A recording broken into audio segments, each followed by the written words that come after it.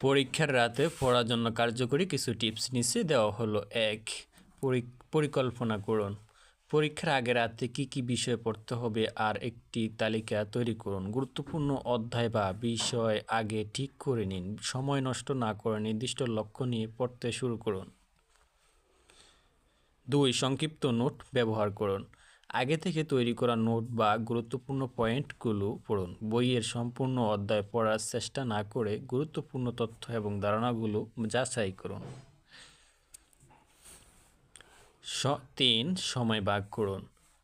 পড়ার সময়কে ছোট ছোট অংশে ভাগ করুন। উদাহরণস্বরূপ ২৫ থেকে ৩০ মিনিট পড়ার পর ৫ থেকে ১০ মিনিট বিরতি নিন। এতে মনোযোগ ধরে রাখা সহজ হবে। ৪. গুরুত্বপূর্ণ টপিক আগে পড়ুন। যে বিষয়গুলো বেশি নম্বরের জন্য গুরুত্বপূর্ণ বা আপনি যে বিষয়ে দুর্বল সেগুলো আগে পড়ুন। ৫. নিজেকে পরীক্ষা করুন। নিজে প্রশ্ন করুন বা পুরনো প্রশ্নপত্র দেখে উত্তর দেওয়ার চেষ্টা করুন। এতে আপনি বুঝতে পারবেন কতটুকু প্রস্তুত। ৬.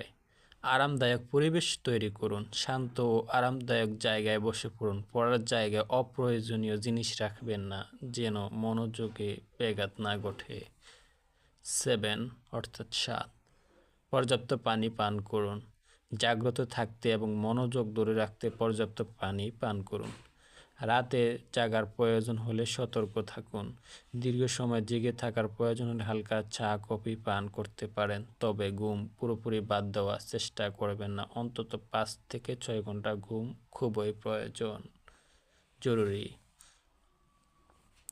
৯. অতিরিক্ত চাপ নেবেন না। পরীক্ষার আগের রাতে নতুন বিষয় শেখার চেষ্টা করবেন না।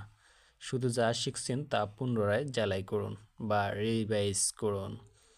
১০. পজিটিভ থাকুন। নিজের প্রতি আত্মবিশ্বাস রাখুন এবং অযথা দুশ্চিন্তা করবেন না।